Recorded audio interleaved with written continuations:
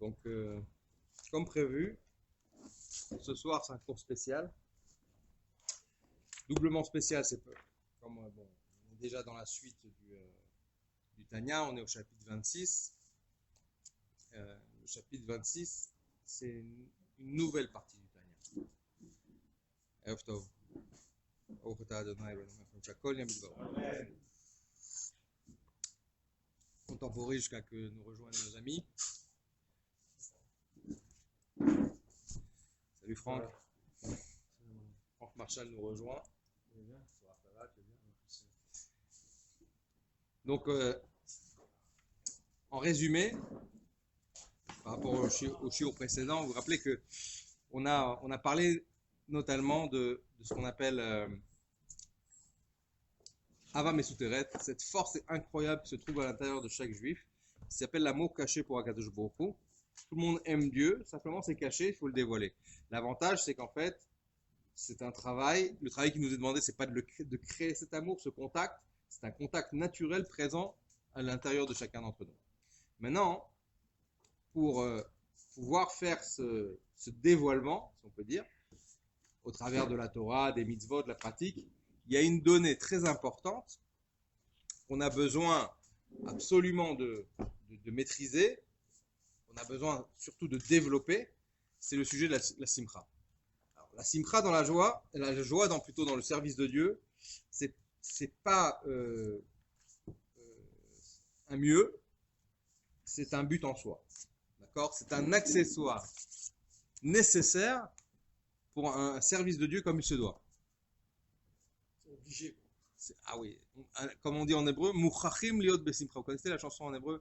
Muchachim liot besimcha. Non, c'est ça. Muchachim, ça veut dire obligé. Muchachim liot besimcha. On est obligé. C'est une nécessité que d'être besimcha. Alors, ça pourrait paraître un peu étonnant parce que de faire ce cours-là en plein Tishat Hayamim, pendant les 9 jours, ça peut être un peu contradictoire, d'accord? Parce que pendant les 9 jours, on a l'habitude de respecter des lois de Avelut, de deuil, nous rappelant la destruction du temple, notamment, et ça va se finir donc dimanche prochain par le jeûne, donc ça c'est peu réjouissant. Mais voilà qu'il y a une notion très importante que le Baal Shem Tov nous enseigne, sur la base de la Mishnah qui nous dit comme ça, Keshem shenichnas Av, comme rentre le mois de Av, mema'etim besimcha, on diminue les joies, d'accord? Alors, de la même manière que quand rentre le mois de Hadar, on rajoute dans la joie. Alors, le Baal Shem Tov va expliquer la Mishnah différemment, que le sens, on va dire, simple. Ça va? Le sens simple, c'est quoi? Que quand rentre le mois de Av, on diminue dans la joie, d'accord, on évite de festoyer, d'ailleurs on mange pas de viande, on a des habitudes, d'accord, qui sont proches du deuil, en souvenir de la destruction du temple, donc effectivement, c'est pas très réjouissant. Vient le Baal Shem Tov, vient la Chassidoute, et elle nous expose un regard nouveau. Elle te dit, Keshenichnas Av, quand rentre le mois de Av, Mema'etim, on réduit à l'idée simcha, grâce à la joie. Alors on va réduire en fait l'intérêt, c'est surtout la joie matérielle que l'on réduit. Mais on va la réduire par une autre joie, on va intensifier par et grâce à la joie spirituelle. Comme c'est marqué, Koudé Hashem, Mesam Chelev, que ceux qui respectent les ordonnances d'Akadosh Baruch Hu, eh bien, celles-ci lui réjouissent le cœur. C'est-à-dire l'étude de la Torah réjouit le cœur de celui qui étudie la Torah. Donc c'est extraordinaire. C'est-à-dire qu'en fait, c'est pas du tout l'ambiance auquel on aurait pu s'attendre, puisque voilà, on est dans les Tishat Hayamim maintenant, on est dans les 9 jours, donc c'est macabre. Non, pas du tout. Le but de la manœuvre, c'est pas de rester dans une situation de Khorban, de destruction. C'est se réveiller avec plus de force, pour être encore plus besimcha, mais une simcha betahara, une simcha dans la pureté, une simcha de Torah, une simcha de mitzvah, celle-là elle est autorisée. D'ailleurs, pendant cette semaine, le rabbi encourage de faire ce qu'on appelle des siumim, c'est-à-dire des conclusions de la Torah, les conclusions de la Gemara ou de la Mishnah, d'accord, des traités de Mishnah ou de Gemara. Et la halakha nous dit qu'on peut à ce moment-là organiser un repas de joie et on peut manger de la viande et boire du vin. Vous voyez que quand il s'agit d'une joie de Torah, tout change. C'est-à-dire que quand on est dans le domaine de la Torah, lorsqu'on est en train d'étudier la Torah, il n'y a pas de chorban. C'est ça que ça veut dire. Il n'y a pas de destruction du temple. Pourquoi il y a destruction du temple? Parce qu'il y a eu, en fait, déconnexion avec le monde de la Torah et des mitzvot. Mais s'il y a reconnexion, il n'y a pas de problème d'avelout. On peut même faire un sioum, manger de la viande et boire du vin. C'est extraordinaire. On le fait techniquement? Techniquement, on ne le fait pas. C'est Ouais, vrai qu'on ne le fait d'accord. pas. Pourquoi? Parce que les gens ne... Parce qu'en fait, on n'est pas capable de le faire les Shem Shamaim, les Shem Mitzvah. Ouais. D'accord. Il n'y a pas le niveau, quoi. Voilà. Mais celui qui fait les Shem Mitzvah, mais même s'il ne le fait pas les Shem Mitzvah et qu'il a fait un sioum, il a le droit de manger de la viande. Donc vous comprenez que la notion de deuil est très souple dans cette histoire-là. Ce n'est pas un vrai deuil. La preuve, c'est qu'on est capable de transformer ces jours de peine en jours de joie. On voit que la vraie joie qu'un homme peut obtenir dans sa vie, c'est une joie qu'il s'obtient particulièrement par le service de Dieu. Alors maintenant, on va rentrer dans les détails parce que c'est facile à dire, mais c'est moins facile à faire. D'accord? Alors, et là on rentre dans le texte pour celui qui a le Tanya, Sefer HaTanya, chapitre 26.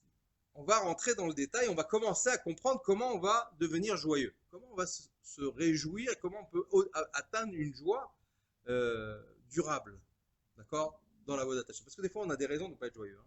Même des bonnes raisons des fois.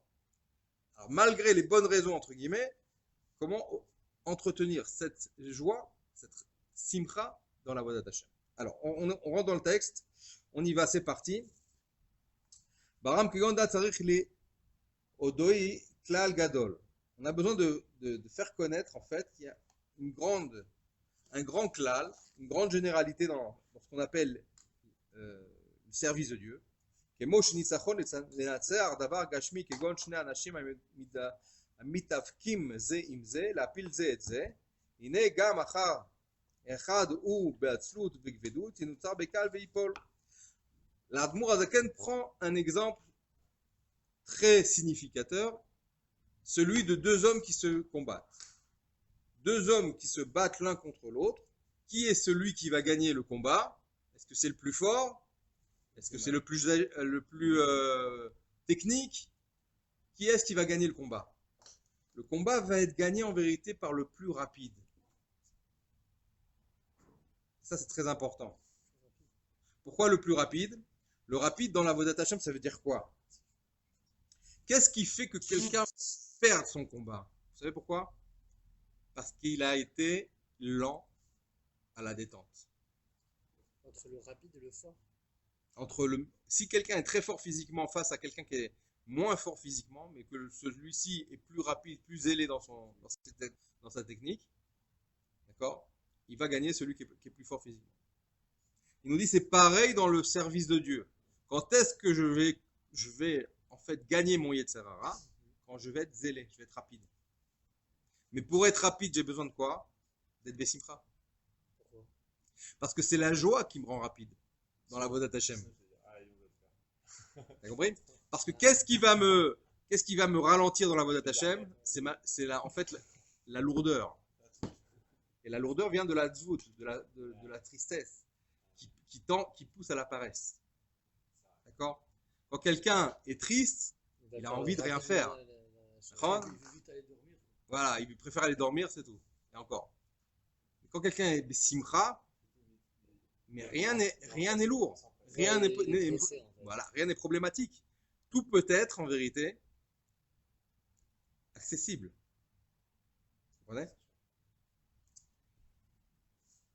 Donc, cet exemple du combat entre deux juifs, un qui s'appelle le Yetzer Hara, un juif le Yetzer Hara, vous savez? Ça peut être qu'un juif d'ailleurs. Non, j'exagère, c'est une blague. Donc, quand il y a le combat entre deux adversaires, le plus rapide va être celui qui va gagner. Donc, de la manière contre le Yetzer Hara, à moi d'être plus rapide que lui. Ça veut dire quoi être plus rapide que mon Yetzirah? Dans mon cas, dans le service de Dieu, dans le service divin, c'est la joie, c'est la simcha. Donc on comprend que la simcha est un outil indispensable dans le service. Un outil indispensable pour pouvoir justement mettre en éveil mes forces profondes, d'accord, les forces divines qui sont en moi.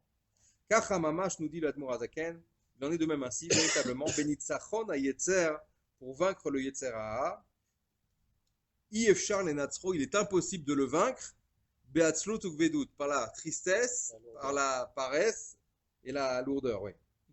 Alors j'ai traduit par la tristesse parce que ça vient de la tristesse en fait. Anim shachot me'atzvut, qui vient justement de la tristesse, j'ai anticipé. Vetimtum alev, et du fait d'avoir le cœur bouché, qui est even comme une pierre. D'accord. Et la seule façon de le vaincre, c'est justement qui im bezrizut, par le zèle, anim shechet, qui elle, ce zèle vient d'où? Ptichat alev, quand tu as le cœur libre. Alors tu es ouvert, tu es joyeux, tout est facile. On peut demander 1000 choses, tu feras les 1000 choses. Ouais, pas de problème, je le fais. Pourquoi? Parce que tu es Bessimcha, tu es ouvert. Tu comprends? Au niveau du cœur. Timtum Alev, c'est-à-dire le cœur bouché, c'est-à-dire que tu es, en fait, en quelque sorte, tu es dans une situation de tristesse qui te rend imperméable. Oui, mais ça, c'est valable insensible. Sans Torah, en réalité. Comment? Il y a des gens qui sont très joyeux sans Torah. Et ils sont ouverts à tout, ils sont Oui, peace and love, exactement. ils sont très joyeux. C'est pas mais voilà. Là, on parle d'une joie dans la Torah. On parle de comment réussir mon avodat Hashem. Donc, j'ai besoin de réveiller une simcha qui va être une simcha de Gdusha. Oui, celle qui va me stimuler à faire plus de Torah mitzvot. Oui, c'est dans l'objectif. Voilà. Exactement, ça existe dans l'autre côté. Oui, voilà, bien sûr que ça, sinon il n'y aurait pas la dualité de choisir. Oui, c'est ça. Ok. Mais si je cherche à vaincre mon Yetzirah, c'est-à-dire travailler dans le domaine de la Gdusha, je cherche à faire un meilleur service de Dieu, je ne peux pas vaincre mon Yetzirah en étant lourd et lent. C'est pas possible. Parce que vous savez que le Yetzirah se réveille tous les matins avec de nouvelles forces. Donc à nous d'anticiper. D'ailleurs, c'est pour ça que ça rejoint le Tania du jour, d'ailleurs, sur le lien de Tchouva. Dans le Tania du jour, en ce moment, on parle de Tchouva Ila. La Tchouva Ila, ça veut dire s'attacher à Kadosh Baruch Hu. D'accord? Comment? Par amour. Voilà, par amour. C'est-à-dire que la vraie Tchouva, c'est pas d'être toujours en train de se débarrasser des fautes. La vraie Tchouva, c'est d'arriver après cela, après être devenu un réceptacle, de s'attacher à Kadosh Baruch Hu entièrement, d'un cœur entier. C'est ça la vraie Tchouva. Tchouva, c'est les mêmes lettres que Shabbat. C'est quoi Shabbat? Vekarata la Shabbat Odeg. Tu appelleras le Shabbat délice. Donc en fait, le plus haut niveau de la Tchouva, c'est un délice. C'est se délecter dans ce qu'il y a de plus plaisant au monde, c'est le divin. C'est le niveau ultime du plaisir que l'on peut développer justement par et grâce à cet outil qui s'appelle la Simcha. On dit que c'est aussi le seul plaisir véritable. C'est sûr, mais il faut qu'on ait conscience que c'est le seul plaisir véritable. Parce que pour l'instant, on est plutôt sensible à un plaisir matériel. À une kaila, oui. Le Shabbat, d'accord, une dafina pour les Marocains, ou un tchoun pour les Ashkénazes, ou à la Hesh pour certains, d'accord. Chacun a son truc. Il faut passer le marsom, d'accord, la barrière de la matière. Alors la Torah elle nous dit non. Tu sais quoi? Tu es attaché à la matière, utilise-la pour faire une mitzvah. En faisant un sujet de service de Dieu. Tu vas prendre ce qu'il y a de mieux, tu le consacres pour le Shabbat, Yom Tov, etc. D'accord? Mais pour arriver à être motivé à le faire, j'ai besoin de rentrer dans ce contexte qui s'appelle la Simcha. La Simcha dans la Avodat Hashem. D'accord? Alors, on continue. L'importance, donc, c'est d'être surtout zélé. Anim shechet mi simcha p'tichat alev v'ta'arato mikol nidud da'agat ve'atzev ba'olam. Et pour arriver à cette simcha, ce zèle, il faut que je puisse me libérer, donc pour être dans une joie betarata, comme on dit, dans la pureté la plus grande, j'ai besoin de me libérer de tout souci de ce monde matériel. Alors là, c'est plus complexe. Comment je vais me libérer des soucis matériels, d'accord, qui peuvent me freiner. Surtout quand on nous demande d'aller chercher dans le matériel ce qu'il faut libérer. Quoi. Alors, on va essayer de voir comment ça se passe, parce qu'en vérité, il y a deux formes de soucis de manière générale. Il y a les soucis sur le plan matériel et les soucis sur le plan spirituel aussi, comme les fautes. Quelqu'un qui a fait une faute grave, il s'en veut tout le temps à vie. Mais on verra que ça aussi, c'est pas forcément du Yetzirah Tov. Ça peut être même du Yetzirah. Oui, si ça le rend triste. C'est pas bon. Alors, il est marqué comme ça dans Michelet, là-bas. Ça le rend fort aussi. Shlomo Amelach nous dit Ma shekatuv bechol etzev yeh mutar. De toute tristesse, il en sort quelque chose de positif. Alors, on vient de dire à l'instant que la tristesse n'est pas positive, puisqu'elle pousse la personne à la dépression, à la lourdeur, à la paresse, au contraire du zèle. Alors c'est de l'amertume. Alors, pour l'instant, on n'est pas rentré dans ça. Pirou, chier, eze itaron ou maala, misé. C'est-à-dire qu'en fait, il y a un avantage dans la tristesse qui va m'amener en quelque sorte à la simcha. C'est-à-dire que je peux même employer des fois la tristesse. On va voir de quelle tristesse on parle, comme tu l'as dit. On parle en fait de merirut, d'amertume, pas de tristesse. On va comprendre la différence tout de suite. Et donc tout de suite, la Gemara Zaken nous oriente sur ce sujet-là.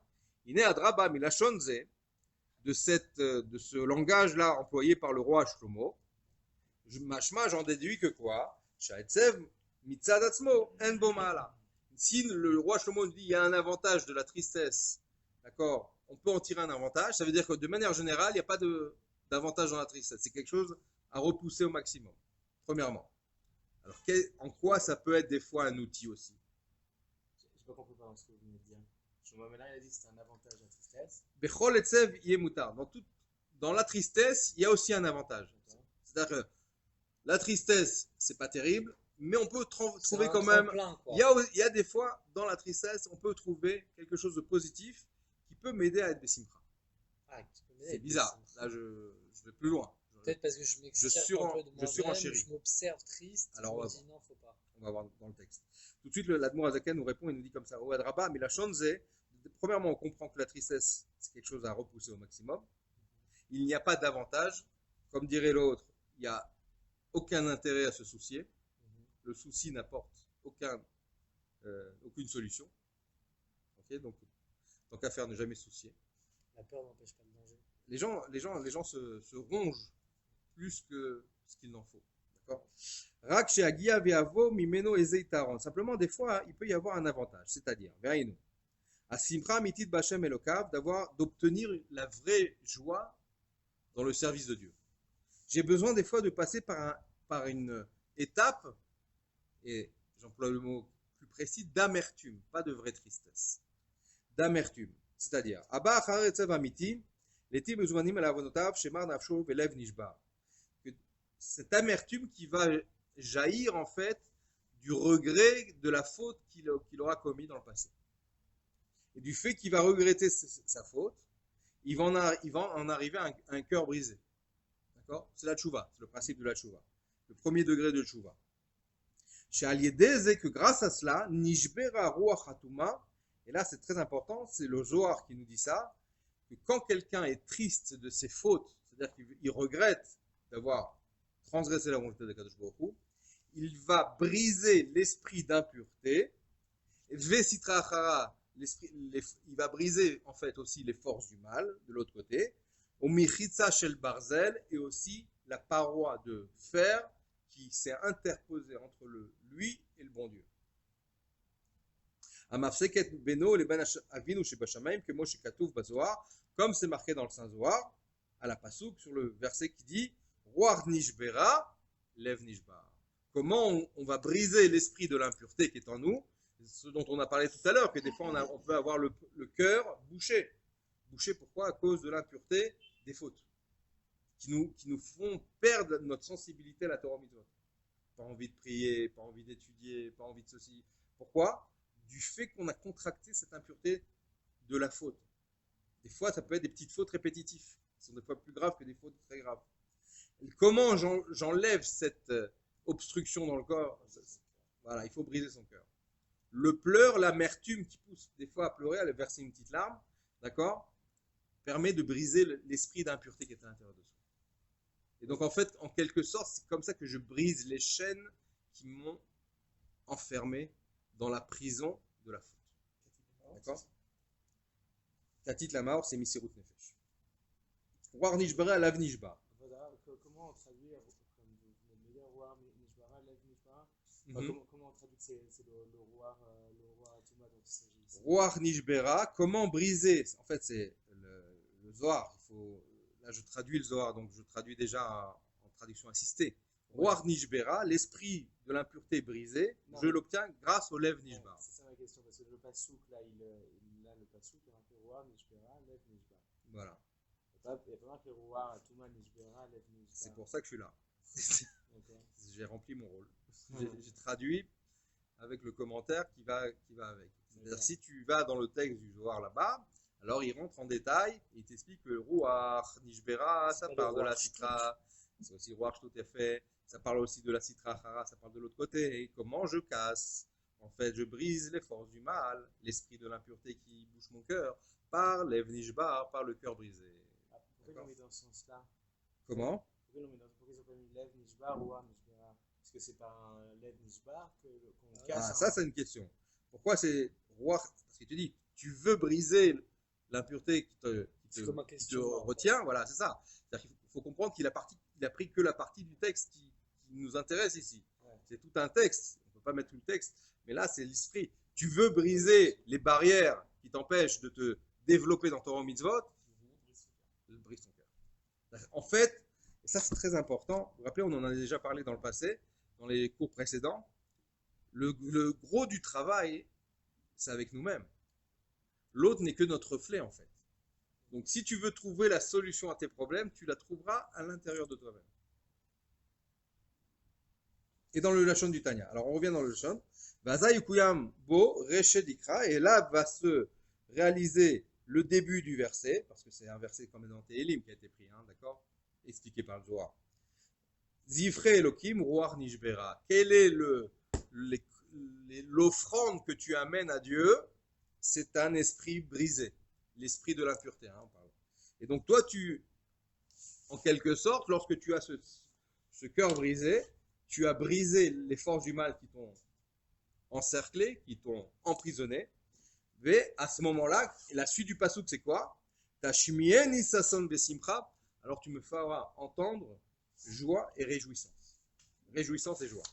C'est-à-dire que la conséquence d'avoir brisé les chaînes de l'impureté qui tenait mon cœur et mon esprit, c'est que maintenant je peux prendre plaisir à la Gdusha et être dans la joie de la Gdusha. D'accord? Au niveau de l'homme. Exactement. C'est-à-dire qu'en fait, on parle ici d'une libération. C'est-à-dire que c'est une libération que je suis capable de déclencher par moi-même. Ça commence par ma propre conscience de l'endroit où je suis. Ok?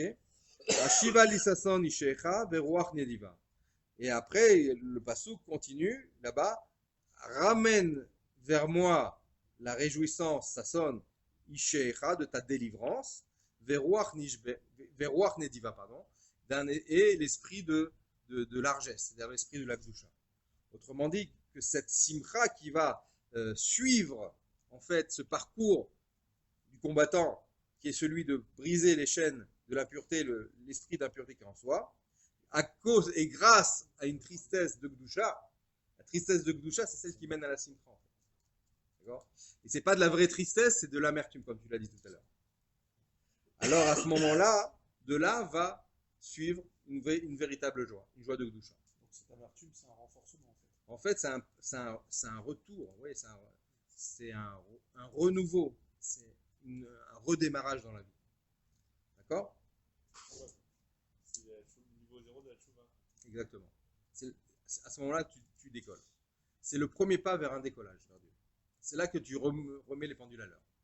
Tu ne peux pas prétendre arriver à profiter de la Gdusha, à kiffer ton Shabbat véritablement, si la veille, tu es bercé encore dans la faute. D'accord? Dans le contraire de la volonté de Dieu. Pourquoi? Parce que à ce moment-là, tu n'es pas connecté à la bonne source vitale. Donc, tu ne peux pas profiter de la Gdusha. Même pire encore. Quand quelqu'un est mal connecté, il n'a pas envie de faire Torah Mitzvot. Et ça lui paraît même encombrant de faire Torah Mitzvot. Pourquoi il n'y a pas des gens qui disent mais non, mais pourquoi j'ai besoin de faire tout ça? Ça paraît être un fardeau plus qu'autre chose. Pourquoi? Parce qu'en fait, il est connecté. On l'a vu dans le chapitre précédent, il est autre chose que de la Gdusha. C'est ça qu'il n'y en a aucun. Il n'existe pas des gens qui arnaquent toute la semaine. Et le Shabbat, ils profitent vraiment du Shabbat. Non, je sais pas. Si. Dans les call centers à Gacher, ils ont une équipe attitude, même barbe parfois, ils sont là. Ils font mincha, ils ont un office, ils ont un de mincha, etc. C'est du cinéma, mais si le mec il prend quand le temps de faire mincha, quand même, je vais te dire une chose. Quand on se branche, c'est vraiment se brancher à une vitalité qui est contraire à la Kedusha, ça a des conséquences néfastes obligatoires. Il peut se la jouer religieux, faire mincha, comme tu as dit, Shabbat, mais au bout d'un moment, ça explose. Problème de Shalom Bayit, en général, ça commence comme ça, problème de Shalom Bayit, que Dieu en préserve, ça peut aller jusqu'à un divorce, le type il lâche la Torah et les mitzvot, elle aussi. Pourquoi? Parce que c'est sont nourris d'une fausse vitalité. Ça ne peut pas marcher, ça ne peut pas durer, ça se transforme en poison. N'oubliez pas la définition qu'on avait donnée de la faute. La faute, c'est un poison. Donc il y a des poisons virulents, à effet rapide, il y a des poisons qui sont plus insinueux, à effet lent. Mais finalement, malheureusement, ça cause des dégâts. D'accord? Donc là, il te dit, attention, tu vas arriver à une vraie simcha, une vraie plénitude, à une sérénité dans la Avodat Hashem. Il faut d'abord passer par la tchouva, d'accord? D'abord passer par comment dirais-je, cette étape de Lev Nishbar, le cœur brisé, pour casser l'impureté qu'il y a en soi, se libérer de sa prison, la prison qui est la faute en fait. Et une fois que tu es libéré, tu peux prétendre à une élévation. Tu peux prétendre maintenant à vraiment profiter du Shabbat, que le Oneg Shabbat soit un vrai Oneg, que la simcha dans la mitzvah soit une vraie simcha. Mais après, tu as des ailes, tu n'as même plus envie de dormir, tellement c'est fort. L'impression est tellement puissante, tu as moins envie de manger, tu as moins envie de boire, tu as moins envie de dormir. Autrement dit, tu te sens beaucoup plus spirituel. Et le fait de se sentir spirituel, c'est une joie en soi-même. Et dans les étapes de la spiritualité, il y a des étapes à l'infini, c'est extraordinaire. C'est un plaisir sans fin, en fait. C'est un programme auquel le bon Dieu nous invite avec amour, comme on l'a vu la semaine dernière, d'accord? Où Akadosh Baruch Hu nous invite avec son amour le plus grand, puisque la preuve en est, c'est qu'il nous a fait à son image, preuve d'amour. Plus que ça, il nous a donné sa Torah, son intelligence, en quelque sorte. Il nous l'a offert. Et donc, on arrive à un résultat que, finalement, toute la démarche d'Akadosh Baruch Hu, c'est, je vous en supplie, suivez-moi, c'est pour votre bien, c'est pour votre bonheur. Et donc, lorsque tu réagis de cette façon-là, tu dis, bon, ok, d'accord, il faut que je commence à me libérer. Me libérer, c'est-à-dire, et c'est pour ça que ça rejoint le Tanya du jour, une fois de temps en temps, faire ce qu'on appelle un compte-rendu, une fois au moins par semaine, au moment de Tikkun Chatzot, c'est le moment le plus propice, mais celui qui ne peut pas faire Tikkun Chatzot, au moment du Kriyat Shema avant de dormir. Vous savez que le Rabbi Rachab, il dit comme ça, on ne peut pas réussir une bonne journée si on n'a pas fait un bon Kriyat Shema la veille. Parce qu'en vérité, ta journée, elle commence quand? Au moment où tu vas t'endormir. La façon dont il y a à tel point qu'il y a un proverbe chassidique qui dit comme ça, si tu vas dormir comme un lion, tu vas te réveiller comme un lion. Le contraire est valable aussi. Si le type il va dormir comme un chien, etc. D'accord? Donc tu comprends que la journée, elle commence la veille.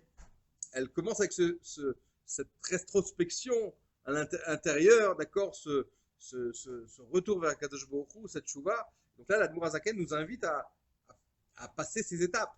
Première étape, Ruach Nishbera, tu veux obtenir une délivrance de l'esprit d'impureté qui t'a envahi, lève Nishba. Okay? Est-ce qu'Hachem peut faire en sorte que il nous met dans cette situation où on pleure, mais plus au départ on croit parce qu'on est en révolte, et après on se rend compte que non. Oui. Le bon Dieu, il est tellement gentil avec nous. C'est ça qui est extraordinaire. De telle manière qu'on pleure presque par révolte, et après avoir pleuré, on se dit, on est poussé à bout. On est poussé à bout. On se trouve dans. On est un peu en révolte parce qu'on dit, allez, qu'est-ce qui se passe? Et après, on se rend compte que, en fait c'est moi. C'est moi qui bloque. En pleurant, parce que d'abord, il y a l'orage, et puis on pleure. Oui. Et à ce moment-là, on se rend compte que on est en révolte. Tout à fait. Ce que tu dis, c'est ramené dans la Torah, d'accord? C'est l'exemple que le Admour Hazaken reprend dans un autre passage, que quand les Meraglim ont commencé à dire du mal sur la terre d'Israël, et non, il ne faut pas rentrer, c'est dangereux, tout le monde y a cru, tout le monde a dit, ouais, c'est quoi ça? Donc dans le langage moderne, c'est quoi cette embrouille? D'accord? Et là, Moshe Rabbeinu est intervenu, il leur dit, au nom d'Akadosh Baruch Hu, ok, c'est comme ça, vous rentrez pas en terre d'Israël. On arrête tout. 40 ans de désert, messieurs, mesdames. Vous voulez pas rentrer? Vous rentrez pas. Et là, les gens ont commencé, non, ils ont commencé à pleurer, tout s'est renversé. Non, non, on veut rentrer du coup. Comment? La Mordecai pose la question. La seconde d'avant, ils étaient prêts à lapider Moshe Rabbeinu pour pas rentrer en Israël. La seconde d'après, parce que Moshe leur a dit, ça y est, le bon Dieu, il veut plus que vous rentrez, vous restez, et vous allez mourir 40 ans dans le désert. Enfin, vous allez 40 ans dans le désert. Tout d'un coup, ils disent, oh, oh, finalement, on veut rentrer. Qu'est-ce qui s'est passé? Parce qu'à ce moment-là, ils ont regretté, en fait. Ils ont compris leur faute, l'erreur. Ils ont eu le Lev Nishbar, en quelque sorte. La punition a causé chez eux d'avoir le cœur brisé. Le cœur s'est brisé, l'esprit d'impureté qui bouchait leur esprit, leur perception des choses, leur sensibilité, lui aussi, il s'est interrompu, il s'est brisé. Et donc, en fait, ils étaient libres. Et maintenant, c'était trop tard. La sentence était donnée. Et voilà. T'as compris? Donc, en vérité, la sentence des 40 ans dans le désert était là pour les aider à sortir de leur désert intérieur, de leur Égypte intérieure, de l'erreur dans laquelle ils se sont enfermés. De cette. Ah oui. Le bon Dieu, il va jusqu'au bout des choses. Hein. C'est sûr. Mais bon. Mais. Alors qu'on pourrait croire qu'en effet, c'est pas trop tard, c'est maintenant que ça commence. Alors en fait, c'est une des raisons pour laquelle on avait dit la semaine dernière que le Beth Amikdash a été détruit, c'est que pour nous donner la possibilité de faire tchouva. Parce que quand le Beth Amikdash est là, qu'il y a le Sanhedrin, si tu as fait tchouva, d'accord, c'est comme c'est avec toi et ton cœur, c'est à l'intérieur que ça se passe, et que le bon Dieu qui peut savoir. Donc le din doit s'appliquer quoi qu'il arrive. Une fois que le din a été appliqué par le Beth Din en bas, le Sanhedrin, c'est irrévocable. Alors que du temps de l'exil, lorsqu'il n'y a pas de Beth Amikdash, tu peux changer ton din, puisque ça dépend du Beth Din en haut, et eux, ils savent ce que tu as dans ton cœur. Et si tu es sincère, tu peux tout changer en une seconde. C'est le seul avantage qu'il y a de la galoute, si on peut dire. De nous donner la possibilité de faire marche arrière, ou plutôt marche avant, dans le bon sens. On peut changer le cours des choses en une seconde. C'est la galoute. C'est la galoute en Israël. Ah, mais je comprends. Chaim. Après, on voyait déjà le fait qu'il y ait l'esclavage en Égypte, puisque l'avantage de la galoute, c'est la Géoula. Il n'y a pas de Géoula s'il n'y a pas de galoute. Ouais, c'est Yerida, c'est exactement ça. De réveiller pour revenir sur le texte, de réveiller cette amertume, en quelque sorte, c'est ressentir le poids de la galoute pour en arriver à s'émouvoir, à pleurer même, à cause de cette amertume ressentie, et donc se libérer. Et c'est la libération qui suit en fait par la suite. Mais le but de la manœuvre, c'est qu'on prenne conscience en fait, c'est ça le but de la manœuvre. Mais d'arriver après à la simcha, à la joie. Donc c'est la raison pour laquelle le Harizal a instauré dans ce tikkun en question, notamment le tikkun Tratzot, d'accord, le chapitre 51 des Tehillim, qu'on lit après le tikkun Tratzot, Kodem Alimoud, avant l'étude. Pourquoi? Parce que qu'est-ce qu'il y a marqué là-bas? Justement, le Tehillim qu'on vient de dire, Lev Nishbar, Ruach Nishbera, Ruach Nishbara, Lev Nishbar. Donc, d'avoir un cœur brisé permet de briser le mal qui est en soi. Et donc, d'arriver après à étudier, comme on a dit tout à l'heure que l'étude, c'est Koudé Hachem et ça me prélève. Si tu veux vraiment kiffer ton étude, rentrer dans l'étude pour que l'étude te remplisse de joie dans ton cœur, tu as besoin de passer par cette étape au préalable. Parce que si tu es attaché à la matérialité du monde, d'accord, on n'a pas dit qu'il ne faut pas être en contact avec la matière. On parle de ne pas être investi corps et âme dans la matière, mais utiliser la matière comme un accessoire. Et donc, lorsque je suis en train d'étudier la Torah, si je veux être sensible au message de la Torah, j'ai besoin de passer par cette étape précédente. Et après, donc, lorsque je vais commencer à étudier, nous dit ici la Morazaken, que dès l'ilmod besimcha amitit b'Hashem, abba achar etzev, je peux à ce moment-là pouvoir étudier dans la joie, après avoir justement eu cette amertume, cette tristesse en question, qui m'a débarrassé, qui m'a nettoyé en fait, c'est le nettoyage de Pessar à l'intérieur de moi. Ok? Shiesh le simchazo itaron, donc cette joie-là, elle a un avantage supplémentaire, c'est une joie qui vient après en fait l'amertume. Keitaron aor abba minachosher, comme la lumière qui vient après l'obscurité. Autrement dit, on a vu une idée là déjà. Première idée, c'est que tu transformes ton amertume en joie. Pour arriver à la vraie joie, tu es obligé de passer par l'amertume, avoir le cœur brisé. Autre avantage, c'est que quand tu as connu l'obscurité, tu apprécies la lumière. Quand tu as connu la tristesse, tu apprécies la joie. Donc ça te permet d'être... C'est une chanson de Johnny Hallyday, ça. Il nous l'a piqué chez nous, ça. Il dit ça. C'est pas lui, hein. Kemo Shikatov va Zohar à la Passouk, comme le Zohar le dit dans le Passouk. J'ai envie d'avoir envie. Comment? Il dit ça. Ok. Donne l'obscurité pour que On aime la lumière. Alors, Kemo Shikatov va Zohar à la Passouk, comme le Passouk nous dit dans le Zohar. Veraiti shesh taron lechorma min hasirlut. J'ai vu un avantage de l'intelligence sur la bêtise. Ki taron aor abba min hachosha. Comme la lumière sur l'obscurité. A priori, ça paraît évident. Un chidouche, je veux dire, c'est clair que l'intelligence est préférable à la bêtise. Mais grâce à la bêtise, tu apprécies l'intelligence. C'est ça l'avantage. Parce qu'il y a de la bêtise, l'intelligence s'apprécie avec un peu plus d'intérêt. S'il n'y avait que des gens intelligents, tu n'apprécierais pas l'intelligence. Mais comme il y a de la bêtise dans le monde, tu apprécies l'intelligence. On aime le bien parce qu'il y a du mal. On aime le bien parce qu'il y a du mal. Ça te permet d'avoir une échelle de mesure. C'est comme le Shabbat. Tu apprécies ton Shabbat parce que tu as eu 6 jours de travail avant. Mais si tu n'avais que des jours de Shabbat, tu n'apprécies plus le Shabbat. Mais c'est ça qu'il faudra. Tant qu'on est, voilà. Mais tant qu'on est dans le, ce que j'allais anticiper en fait, ce que je voulais dire, tant qu'on est en galoute, c'est comme ça que ça marche. Après, dans la Géoula, on n'aura pas cette notion de comment dirais-je, de ne pas apprécier le bien. On sera dans le bien total sans mal, donc on profitera pleinement. Mais là, tant qu'on est dans une situation où il y a le bien et le mal mélangés, j'ai besoin qu'il y ait un peu trop cher pour apprécier la lumière. J'ai besoin d'un peu d'amertume pour pouvoir déclencher ma simcha. Vous comprenez? C'est pour ça que Shlomo Ameler nous dit ça.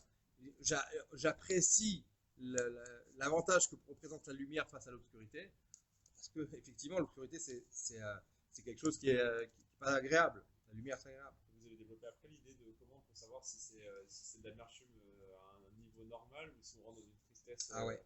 Alors ça, c'est une question que tu peux poser parce qu'on va développer une autre idée maintenant. Avant de passer à cette autre idée, c'est qu'effectivement, quelle est la différence entre amertume et tristesse? La tristesse, elle pousse à la dépression. L'amertume, elle te donne envie de te refaire. D'accord? Quand tu es amer, tu dis, moi j'ai loupé le coche, je vais recommencer. L'amertume, c'est des regrets. L'amertume, c'est un mélange de regrets, c'est amer, mais c'est pas quelque chose qui te casse le moral. Tu n'as pas le moral brisé pour autant. La tristesse, c'est le moral brisé. C'est pas que le cœur qui est brisé, c'est la tête aussi.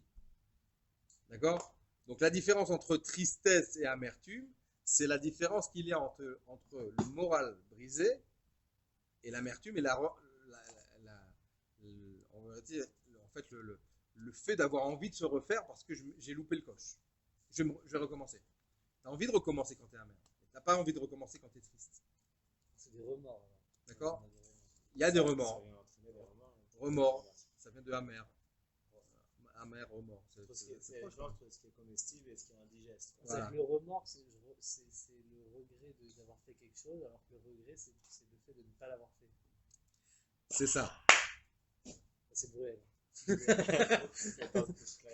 Bon, il faut commencer peut-être à prendre des références dans la Torah.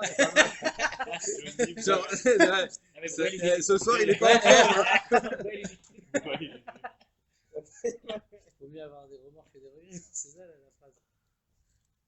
Ok, alors on continue. Que moi je gâteau bazar à la pasou, veraiti chez Shitaron, la franchement, mina sirflou qui taron aor et yen cham vedaï la mevin et c'est suffisant. Nous dit l'Admour Azaken à ce stade-là. Ou mikre malé d'avoir diber akatouf tachat asherlo avta et Hashem elokecha besimcha. Plus que ça, vient ici le verset qui nous dit pourquoi il nous arrive tous ces malheurs dans Parashat Kitavo. 98 malédictions. Non, bizarrement non. Regardez le passouk, lisez le passouk. Tachat asherlo avta et Hashem elokecha besimcha parce que tu n'as pas servi l'Éternel ton Dieu dans la joie. C'est super dur ça. Incroyable ou pas? Ça t'a servi de Dieu. Mais comme tu n'as pas servi de Dieu dans la joie, alors tu pourrais penser quoi? Parce que j'ai pas été joyeux, alors je reçois. Si j'ai pas été triste. Oui, c'est ça. peut être neutre. En fait, t'es pas joyeux. voilà. Ah, t'es pas joyeux, quand même. Non, t'es En pas. fait, à partir du moment où t'es pas joyeux, c'est pas bon. Parce qu'en vérité, qu'est-ce qu'on a dit tout à l'heure? Si on n'est pas Bessimcha, voilà, si on n'est pas Bessimcha, on est forcément triste. Pourquoi? Parce qu'en vérité, là, il nous donne une échelle de mesure. C'est quoi la tristesse? C'est quand tu commences à être paresseux, quand tu commences à être lourd dans ton avodat Hashem. Si t'es pas zélé, si t'es pas zélé dans l'avodat Hashem, c'est que t'es pas Bessimcha. T'as pas réussi à déclencher la Simcha. Donc en fait, la Simcha est l'indice révélateur du début de la chute. Mais personne ne peut être joyeux tout le temps. On va essayer de l'être. C'est le but de ce chiot. C'est comment. Pour l'instant, on n'a pas commencé à parler de comment Ouais. être joyeux. Là, on dit l'importance d'être joyeux. Là, pour l'instant, on est dans la première phase de ce chapitre 26 où on apprécie l'importance d'être joyeux comme l'importance de la lumière face à l'obscurité. Vous avez compris? Si vous avez compris que la lumière, c'est plus important que l'obscurité, c'est plus cher que l'obscurité. Donc, tu comprends que la simcha est plus chère que tout autre sentiment dans la Avodat Hashem. Donc maintenant, on l'a identifié, il faut l'attraper. Maintenant qu'on a défini la simcha et son importance, pourquoi c'est obligé d'être simcha? Parce que ça te donne le zèle nécessaire pour vaincre ton Yetzirah. Comme on avait vu au début, deux personnes qui se combattent, c'est le plus rapide qui gagne. Après, il faut qu'on définisse. Même si l'autre c'est est quoi. plus fort. Après, il faut qu'on définisse c'est quoi la simcha. On peut être Voilà. dans la simcha sans être dans l'expression tout le temps, dans la rigolade. C'est bon. C'est Ça pas peut être simcha. une simcha profonde. Ça peut être une simcha Mais derrière. si tu veux savoir si tu es Bessimcha, regarde si tu es zélé dans ton mitzvot. Si tu n'es pas zélé dans ton mitzvot, tu sais que tu n'es pas Bessimcha. Mais pas dans la bonne simcha. Ouais. T'es qui? Razak. Exactement. Exactement. Mais, non, mais concrètement, à partir, enfin, moi je dis pas que je suis- mais, enfin, à partir du moment où une personne, elle comprend qu'Akadosh Baruch Hu, c'est le maître du monde, c'est elle qui régit tout, et qu'elle a compris ça, et que tous les jours, eh ben, elle se dit, de toute façon, j'ai rien à craindre, et Akadosh Baruch Hu, il régit tout, il nous protège, etc. Ça peut être que Bessimcha. Alors je dis pas que je suis comme ça, parce que Ok, on est loin d'y très bien. penser tous les C'est un jours. premier pas. Non, mais on est loin d'y penser tout le temps. à Mais chaque non, seconde. maintenant, il faut que tu arrives à entretenir cette conscience. Voilà, c'est ça. Voilà. C'est- Alors, c'est exactement la suite du Tanya. c'est comme si c'est moi qui l'ai écrit. Veine, etza yeutza leter libo mikol etze venidnud vedaga mimene dalma. Voici le conseil donné pour purifier son cœur de toute tristesse, de tout souci des sujets de ce monde, des soucis matériels. Première, on va dire, obstacle qui nous empêche d'être Bessimcha, c'est les soucis matériels. D'accord? La parnassa, la santé, les La enfants, la femme. C'était trop Ah ouais, prévisible. il y avait une C'est trop. perche Quand comme on, ça. quand on parle de la femme, c'est le bonhomme, il a le souci de lui faire, de rendre joyeuse Bah, c'est ce qu'il voulait et dire. d'honorer Ouais, sa c'est ce que je femme. voulais dire. D'accord? C'est Évidemment. ce que je voulais C'est ce dire, qu'il bien voulait sûr. dire. C'est un souci. Il a du mal à le faire, alors il essaie de se travailler. Alors, comment y arriver? C'était plus une embrouille.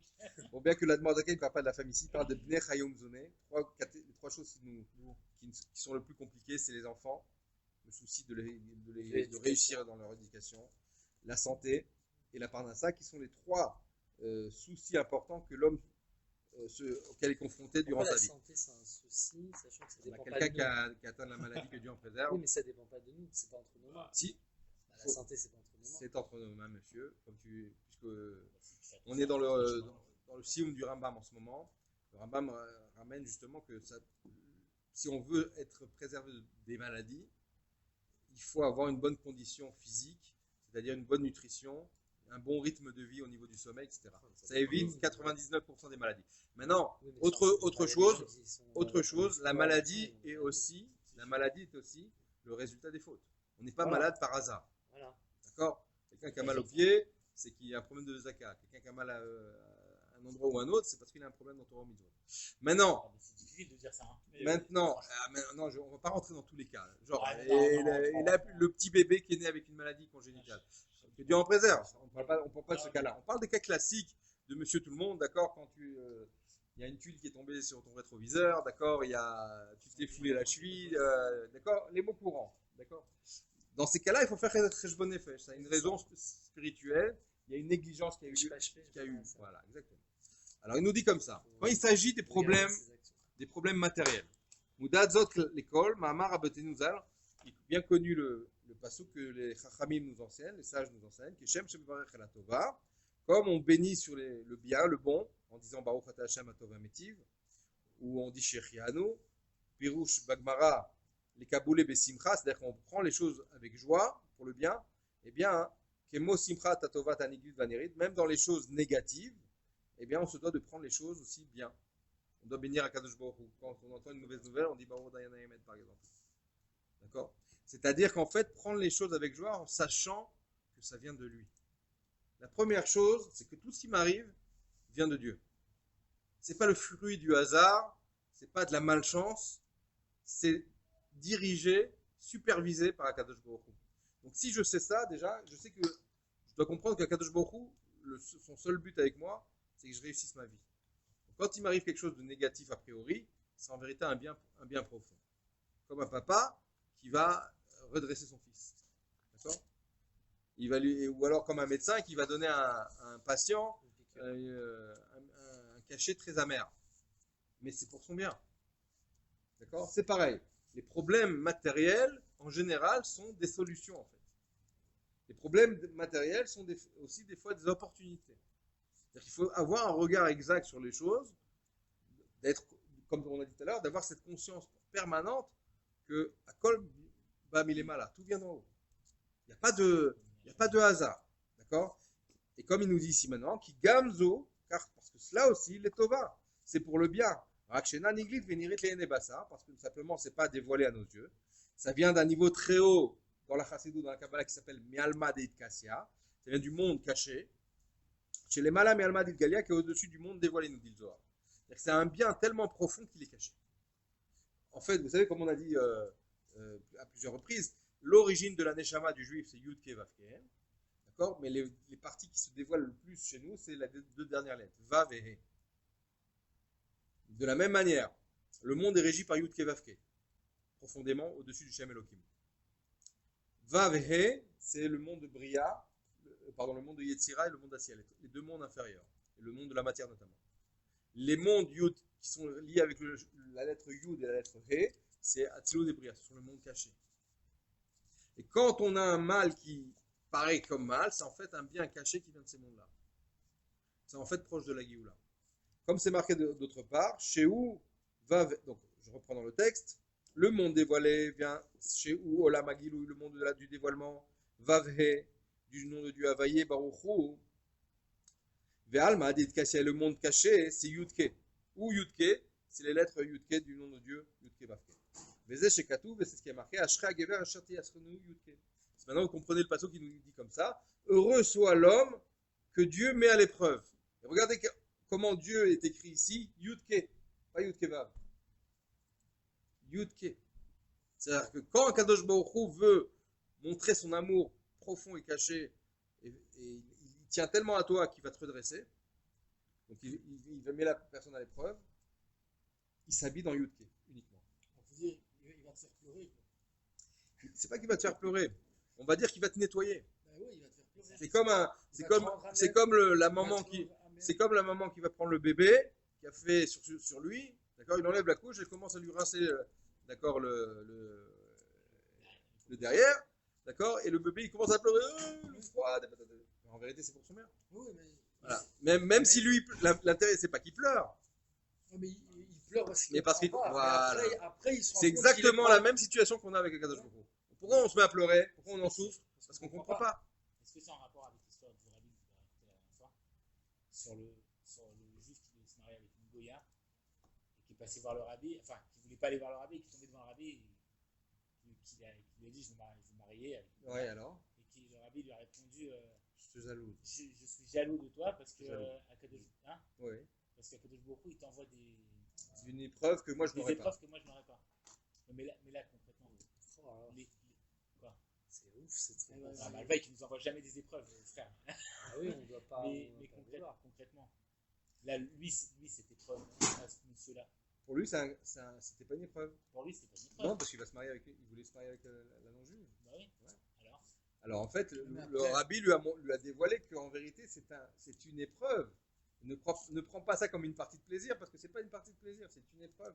Parce que tu es appelé à dévoiler quelque chose de plus plaisant encore. C'est un faux plaisir, c'est un faux semblant qui te cache le plaisir véritable. C'est un décor hollywoodien qui veut rien dire finalement. Il n'existe pas.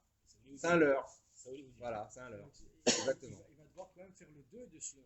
Alors. Il va quand même. Ouais, mais ce qui va Quand lui il va permettre lui de faire C'est dire, pour ça que il va le- chez la goy, il va C'est lui pour dire ça qu'en quelque sorte, le rabbi va faire prendre conscience de l'importance de l'enjeu. Et là, il a compris qu'il y avait quelque chose de plus important, de plus cher à gagner. Voilà. Mais la reine, c'est pour ça que nous ici, on reprend dans le texte, mais la reine Amrou Raboté nous a, les Chachamim nous enseignent comme ça, qu'il y a Smechim Besurim, que celui qui se réjouit dans ses épreuves, Aléam Akatou Omer, sur eux, eh bien, il est dit, Voavav Ketset Hashemesh Bigvorotav. Ils sont appelés ceux qui aiment Dieu comme le soleil qui sort à son zénith. C'est-à-dire que l'épreuve fait en sorte de rapprocher l'homme à Dieu. S'il la surmonte. Franchement, Par le fait qu'il la surmonte. D'accord. Exactement. Et donc, quand c'est dur, hein. bien sûr, quand tu prends conscience que devant toi, tu as une épreuve, comme il a dit tout à l'heure, justement, la première réaction, c'est mais pourquoi il m'arrive un truc pareil? C'est mieux. C'est une erreur. Il m'arrive, en fait, j'ai ici une opportunité. Il faut que je la voie comme une opportunité, un tremplin pour arriver à un niveau plus haut. Kadosh Baruch Hu me tend une perche. Alors toi, tu le prends, mais c'est quoi ce coup de bâton? Non, c'est une perche tendue, là, mon frère. T'as rien compris. Faut l'avoir, hein, parce que franchement, T'as compris. C'est comme le type qui est en train de se noyer, et tout d'un coup, il se reçoit Non, moi, par exemple, un objet en pleine tête. Je vois, je- Mais t'es fou, quoi? Qu'est-ce que tu m'as jeté? Je t'ai envoyé une bouée. Un Une bouée de sauvetage. un Ah, exemple mais je l'ai bidon. reçu en pleine tête, ça fait mal. Un exemple bidon, franchement. T'as compris ce que je veux dire? Je vois pas ce qu'il m'a envoyé à cause du Baruch Hu. Hier, je vais faire des courses. Enfin, elle me dit, il y a le Micheloir là-bas, t'es tranquille. J'arrive, je fais les courses, je Il n'y a remplis pas le de caddie, Micheloir. je remplis, je fais un truc. J'arrive, je lui dis, c'est où le Micheloir? Il me dit, il n'y a pas de Micheloir. À cette heure-ci, il n'y a plus de Micheloir, monsieur. Il me dit, il n'y a pas, il n'y a pas. Ouais. Il y a pas. Auto casse départ. Ah, mais quelle galère, pourquoi je suis dans cette galère? Alors à ce moment-là, que Alors, le c'est bon- quoi alors? le Qu'est-ce bon que Dieu tu t'a- mets en question? Bon, attention, chacun son fraîche bonne fèche. Mais pour toi, c'est un nettoyage. Tu sais pas pourquoi, mais ça, c'est à la place d'autre chose. Ça a coûté 40 balles de taxi. Alors écoute, Ça dit, j'ai trouvé la solution. il y avait une histoire avec Baba Salé. Vous vous rappelez l'histoire de la canette de coca avec Baba Salé? Je vous l'ai raconté. Un jour, Baba Salé il était en voiture avec son secrétaire et ils arrivent à une station d'essence. Donc, il faut remplir. Et à ce moment-là, Baba Salé dit à son chauffeur, il lui dit comme ça, il voit qu'il y a un camion de Coca-Cola qui s'est arrêté, il dit demande au chauffeur de nous donner une canette. Et le secrétaire il descend, il va demander au chauffeur une canette. Et le chauffeur il le regarde, il fait quoi? Quittez-toi. Allez, va-t'en d'ici. Il l'a chassé. Bon. Il retourne et il lui a dit à Baba Salé, il n'a pas voulu. Baba Salé il s'en est astressé, il a dit c'est dommage. Ah, il va mourir. Alors ceux qui connaissent l'histoire, Ce serait une bonne non, c'est pas ça. C'est pas le. Coca-Cola. Pour une canette, tu vois. C'est pas le style de Baba Salé. D'accord. Il a voulu Et le donc, sauver. le bonhomme il s'en va. Écoutez, c'est la fin de l'histoire. Évidemment, vous avez compris le déroulement. Mais la fin de l'histoire, c'est quoi? C'est que le bonhomme il est parti. Et une fois que le chauffeur de Baba Salé il a fini de remplir son essence, aussi il part. Et quelques centaines de mètres plus tard, il voit le camion renversé, accident, le bonhomme il est parti. Et Baba Salé il a dit au chauffeur, et moi je voulais le sauver, c'est tout. C'est ce que dit le Zohar. Que quand quelqu'un il vient et te demande de la tzedaka, ne le repousse pas. Peut-être il a été envoyé pour le bon Dieu pour t'enlever un problème plus important.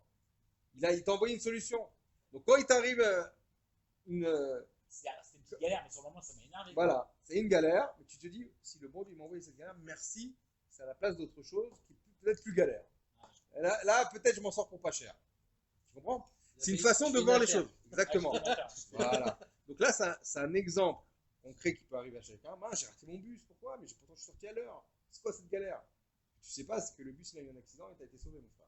Ou pas. Et ça est arrivé une fois. Et ben cette histoire-là, elle est arrivée au Rav Barkat, le Rav de l'Yeshiva Gabriel, le Rosh Yeshiva. D'accord? Il est rentré d'un mariage, fatigué, il était minuit et demi, il était à Tel Aviv en train de prendre un chirout pour rentrer sur Jérusalem. C'était genre en 2 temps, tu vois, tu étais deux monies de chirout. Et il arrive pour monter, et tout d'un coup, une bonne femme qui le bouscule, laisse-moi rentrer, il lui pique sa place. Pas chaud, il lui pique la place. Rabbi Achas, il n'a pas réagi, comme bon élève de l'Admour Azaken. D'accord? Il a dit Gamzou le Tova. C'est ce qu'on est en train de lire là. Gamzou le Tova. Béhémet, il a pris le shirout qui a suivi, il n'a rien pensé à mal. Il a dit ok, pour les Tova. Ce shirout là en question, il a fait un accident sur la route de Tel Aviv, Jérusalem. Et en fait, cette femme-là lui a sauvé la vie. Ouais, t'as des mots fous, quoi. Elle t'a donc, c'est-à-dire ce que toi tu vois comme un problème, tu dis purée, maintenant je suis en retard, je vais rentrer encore plus tard à la maison, du coup, patati patata, il est. Ah, mais j'ai raté capitaine. Voilà. C'est ouf. Donc en fait, tu as été sauvé. Gamzo le Tova. C'est ce que nous dit ici l'Admour Azaken. La façon de réagir face aux problèmes matériels, c'est de voir en cela une solution. De comprendre que ici, c'est pas un problème, c'est une échappatoire. Donc, c'est le sujet de. C'est comme ça, c'est pour ça qu'on est là. On apprend à réagir de cette façon. À chaque fois que j'ai un problème, je dois comprendre que, ok, Gamzo le Tova, ça aussi c'est pour le bien. C'est l'histoire de Rabbi Akiva. Vous connaissez l'histoire de Rabbi Akiva. Une fois était en chemin et il voulait donc passer la nuit dans le village qu'il venait de rencontrer. Tout le monde lui a fermé la porte, personne ne l'a accueilli. Donc il n'a pas eu le choix, il est retourné dans la forêt pour dormir. Il ne voulait pas dormir dans la rue, par honte. Et tout d'un coup, le vent arrive, c'est sa lanterne qui s'éteint. Un aigle arrive, c'est son coq qui se fait arracher. Un lion qui arrive, c'est l'âne qui se fait attraper. Il se retrouve démuni, plus rien. Silence complet, on tourne. Et puis il passe la nuit sans le coq, sans son âne, sans ses affaires. Et au petit matin, donc il se réveille, il retourne au village. Et qu'est-ce qu'il s'aperçoit? Il s'aperçoit que le village a été incendié, à feu à sang, et les habitants ont été kidnappés. Donc il a compris qu'en fait, ce qui lui est arrivé hier soir, c'était justement pour le sauver. Si jamais sa lanterne était encore allumée, il aurait été... Et si là... C'est qu'après coup qu'on se rend compte que en fait, ce qui m'est arrivé, c'était une bracha d'Akadosh Baruch Hu. Mais il ne faut pas rentrer dans le cheshbon à chaque fois. Il faut rentrer dans le cheshbon à chaque fois. Parce que si tu ne rentres pas dans le cheshbon, tu risques de rentrer dans la tristesse. Non, mais après on fait des là, en fait, c'est grâce à ça. Il m'est arrivé ça pour ça. Non, il a pas dit de T'es pas obligé d'être à chaque fois en mode calcul. Tu dis attention, Gamzo et Tova. Voilà, ok. C'est pour le bien. Non, mais oui, mais on n'essaie pas après d'interpréter. Oui, voilà, Gamzo et Tova, mais pas, on peut pas interpréter le pourquoi du comment. Le but, c'est parce que hier j'ai pas fait le birkat. Oui, voilà, c'est ça. Il faut pas rentrer dans Le fait de l'interprétation. découvrir des fois des choses, ça ajoute de la émouna, quoi. Oui. Voilà. Tu Donc te parles. là, vous avez déjà une solution de comment réagir. C'est sur la émouna. D'accord, ça c'est très important. Vous avez une solution de comment réagir déjà aux problèmes matériels. Entre conserver la joie, c'est-à-dire, je sais que c'est pour le bien. Détente. Mets-toi cool, mets-toi en position. Ne t'énerve pas, ça sert à rien. Tu luttes quoi? Tu veux faire un bras de fer avec le bon Dieu? Il est en train de te sauver là. J'ai découvert le bien fondé des travaux de marteau-piqueur toute la journée. C'est difficile quand même, faut le faire. C'est genre à 7 heures là. Et c'est quoi le bien fondé? Le bien fondé, c'est que ça redouble d'intensité, de comment ça s'appelle? Concentration. Non, de sérénité à Shabbat. Ah oui? Parce qu'à Shabbat, il n'y a pas les travaux. Alors c'est encore plus kiffant. Et ben on se rend compte en fait que ce qu'on a dans les oreilles toute la semaine, parce que ça devient Donc tu es en train de justifier ce qu'on a dit tout à l'heure. Itarona, mais un or, mais un rocher. L'avantage de la lumière sur l'obscurité. vidéo. Ça me permet de Voilà, Et du coup, à Shabbat, on est vachement bien. Alors, donc on sent mieux, on profite mieux du Shabbat. Mais on est encore mieux parce qu'en fait, c'est Sheket. Ah voilà.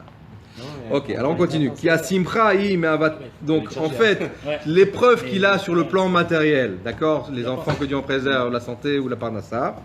Alors la joie qui peut éprouver, parce qu'en fait le but c'est d'arriver à la joie. Oh merci mon Dieu, tu m'as certainement sauvé d'un problème plus grave. C'est certainement pour mon bien. Donc cette joie-là que cette personne va développer, c'est pas simplement que il est en train de bien prendre la chose. Il en est bessimcha même. Alors, il te dit qu'il y a simcha mais avato kirvat Hashem. En vérité, cette joie-là qu'il éprouve, c'est la preuve même qu'il est proche de Dieu. À ce moment-là, il est en train de développer la proximité du bon Dieu envers lui. Il est en train de dévoiler l'amour de Dieu envers lui. Yoter Mikol Chaye Olamazé, et il est en train de développer un amour qui est plus cher que tout ce qu'il peut avoir sur le plan matériel. Qui est dire-t-il qui tov chasdecha michaim, comme c'est marqué, car mieux est ta bonté que toute la vie terrestre. Parce que tout ce qu'on vient de dire, en fait, c'est une bonté cachée. Mais c'est une bonté. Vekirvat Hashem, Ib Beyeter Set ou Maalal et Enket. Et là, la proximité avec le bon Dieu est très forte. C'est quelqu'un qui se réjouit dans les sourim, dans les épreuves. Il est vraiment extrêmement proche de Dieu. Il est proche, d'accord, à un niveau sans comparaison. Ah oui. Le premier niveau, c'est l'amertume qui mène à la joie. Et après, la conscience que tout est que du bien. Et donc, de cette conscience, tu arrives à une simra. Une simra te réjouit même dans. Rappelez-vous l'histoire de Rabbi Zouché. Vous vous rappelez? Vous la connaissez, je l'ai répété 3 fois déjà. Au moins 3 fois. Il y avait un chassid qui est venu voir le Maguid de Mézérich qui s'était plaint. Rabbi, j'ai des épreuves. Il dit, je ne peux pas te répondre, va voir mon élève Rabbi Zouché, il est là-bas dans Beth Midrash. Et Rabbi Zouché, qui était un homme qui vivait avec des moyens très très très réduits, il avait une femme, Shamishmor, d'accord, qui lui faisait le bonheur. D'accord. Et quand il arrivait à lui, il a dit Rabbi Zouché, le Maguid, il m'a envoyé chez toi. Comment va le Maguid? Ça me fait plaisir. C'est quoi? Il t'a envoyé. Qu'est-ce que tu as besoin? J'ai une question à te poser. Vas-y, pose. Il dit voilà, j'ai plein d'épreuves et le Maguid m'a dit que toi tu allais me donner la réponse comment surmonter les épreuves. Et Rabbi Zouché lui dit quoi? Des épreuves? Mais moi j'ai pas d'épreuves. Je peux pas te répondre.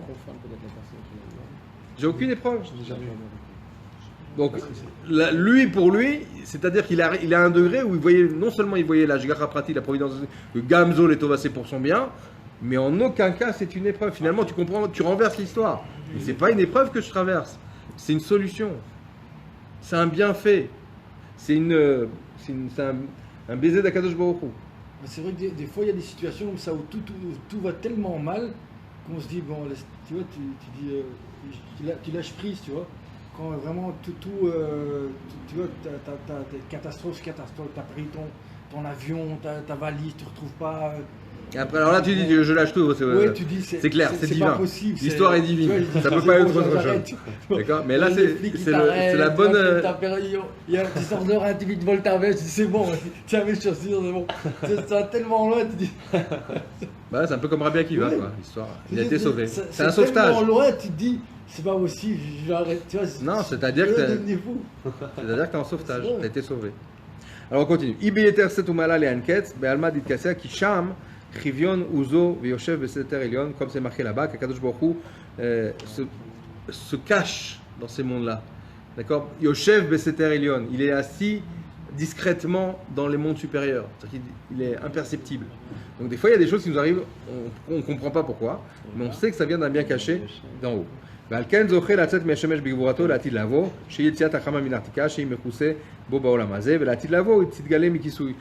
temps futurs, on verra la bonté qui était cachée derrière ces soi-disant problèmes, et on comprendra combien était grand l'amour d'Akadosh Baruch Hu qui nous a sauvés de situations très périlleuses en nous faisant une ristourne à moindre prix. D'accord? J'ai raté un bus, perdu 10 shekels, des choses petites, tu vois. On verra nos vies comme elles auraient pu être. Tu aurais dit waouh!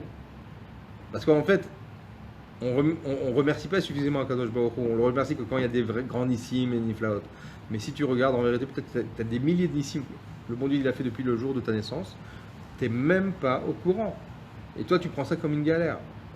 Je dis, mais pourquoi il m'est arrivé un truc? Mais le bon Dieu, il t'a sauvé la vie 10 000 fois. Alors, rien n'empêche de faire ce tous les jours. Il faut avoir les moyens. Question de moyens. Tu as les moyens, tu fais-le. On fait un gomel, ça coûte rien. Daïnou chez Azid Galé Almad et Kassia, à ce moment-là, dans les temps futurs, se dévoilera les mondes cachés, Vizra, Ve'ayir, Begilou, Ira, Va'atsum, et là se dévoilera tout ce qui nous semblait être comme difficile, et c'est pour ça que les jours que l'on traverse, qui sont les 3 jours, les 21 jours entre Yud Tammuz et Tisha B'Av, qui sont des jours de deuil, a priori, en vérité, on verra la grandeur de ces jours, à tel point que le Rambam dit lui-même que ces jours se transformeront en jours de joie. Yud Tammuz et Tisha B'Av qui seront des jours de fête, et les 3 semaines au milieu en jours de Chol HaMoed. Donc pour te dire que ce qui paraît vraiment négatif est en vérité un bien très profond.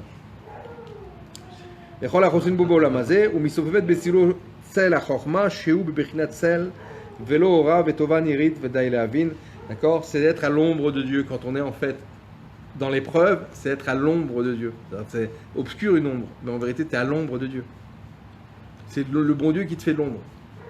ça paraît incompréhensible, ça paraît obscur. Mais mince, je suis dans l'ombre, il fait froid, j'ai pas de lumière. Mais non, tu es dans l'ombre de Dieu. C'est quelque chose de plus fort. C'est important à réfléchir, cette idée-là. Donc quand il m'arrive un problème matériel, santé ou enfant, que Dieu en préserve, c'est avoir ce réflexe, s'entraîner à réagir. Merci bon Dieu d'abord. D'abord tu dis merci bon Dieu. Mais mon fils il est comme ça, ma fille elle est... D'abord dis merci au bon Dieu. Habitue-toi à dire merci.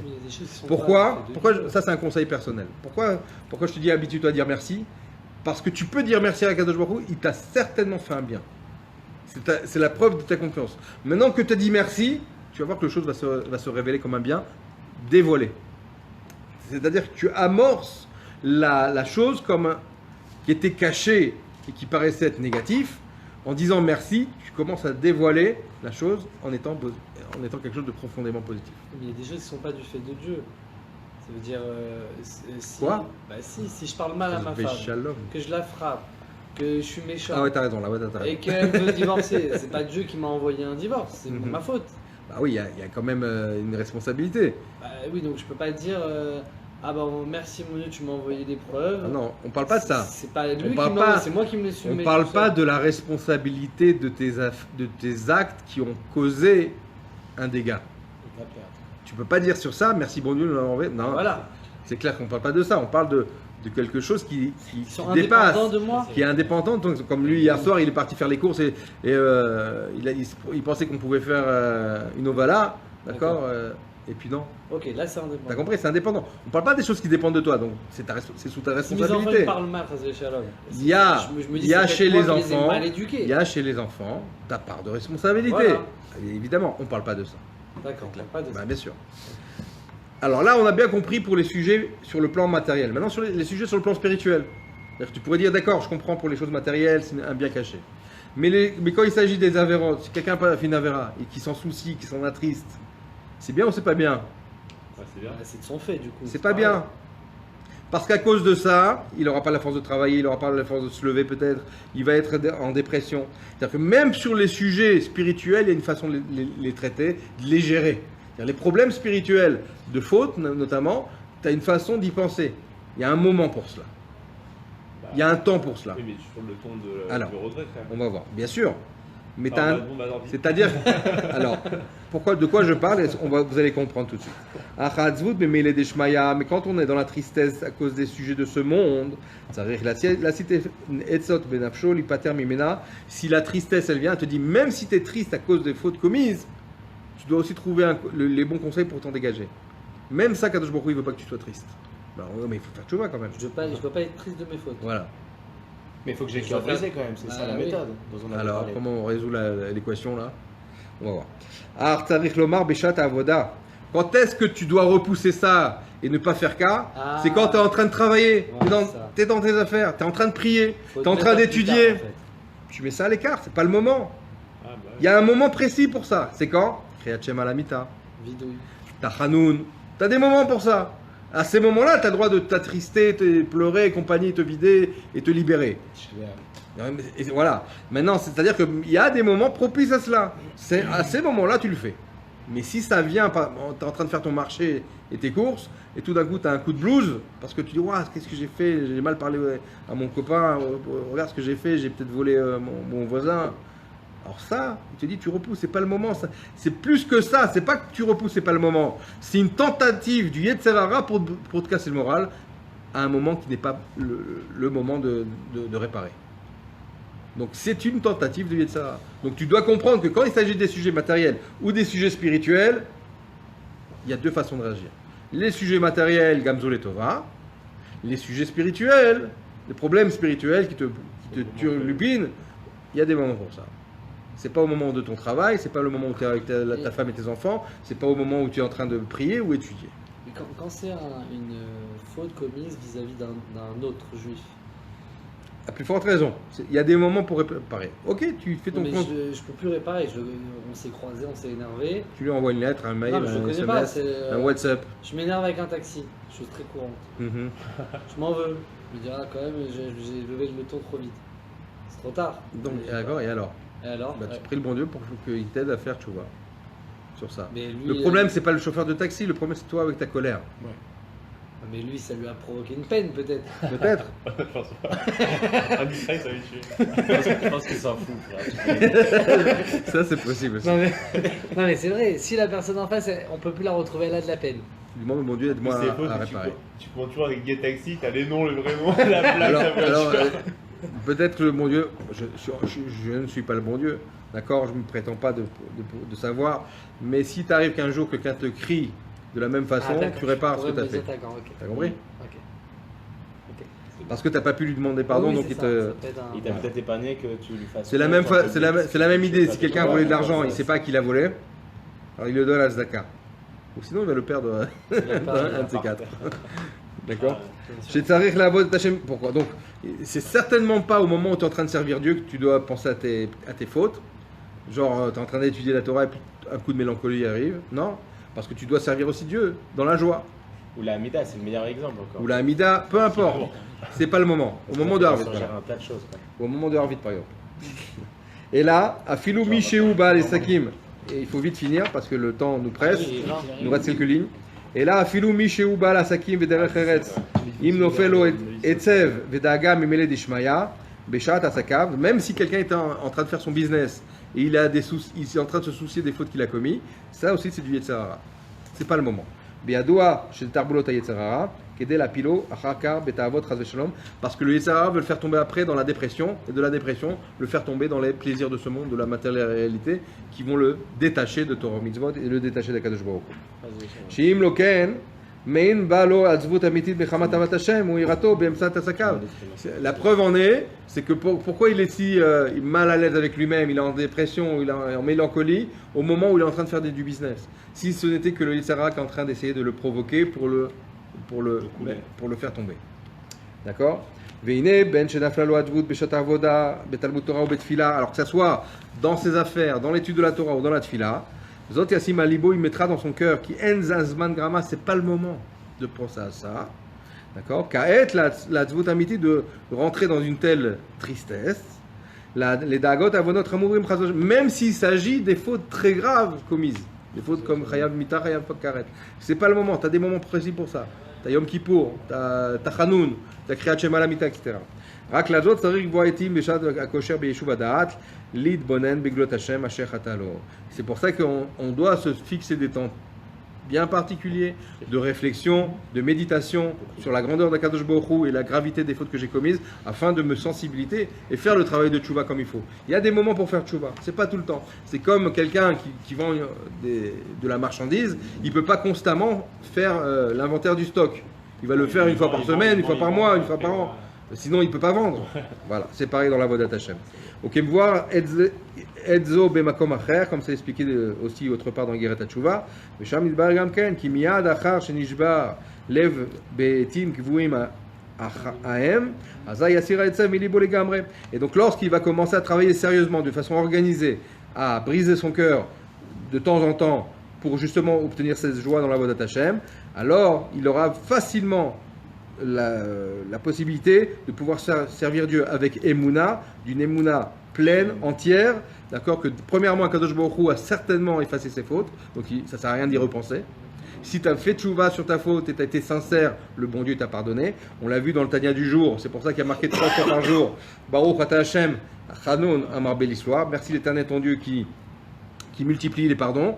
Et là-bas, il y a marqué que s'il y avait un doute que c'est peut-être pas, ça se ferait pas, les chachamim n'utiliseraient pas le nom de Dieu, parce qu'on a un interdit de prononcer le nom de Dieu en vain. Donc si on le fait, c'est que c'est certain qu'Akadosh Baruch Hu nous pardonne et que le pardon est immédiat dès qu'on est sincèrement en train de le dire. Vezoi asimcha amitit, et ça, donc ça c'est aussi un sujet de joie. Donc tu sais que si tu as vraiment fait tchouva et tu as regretté et que tu as demandé pardon, tu sais que tu es pardonné. Donc c'est aussi un autre tremplin de joie pour soi, d'accord. Abba achar atzvut, cette joie qui va suivre la tchouva en question par la tristesse, l'amertume en question, qui est niskarlel comme on l'a vu plus haut. Voilà. Donc en résumé, très rapidement, d'accord. La simcha, c'est un ustensile indispensable dans la Vodat Hashem, d'accord.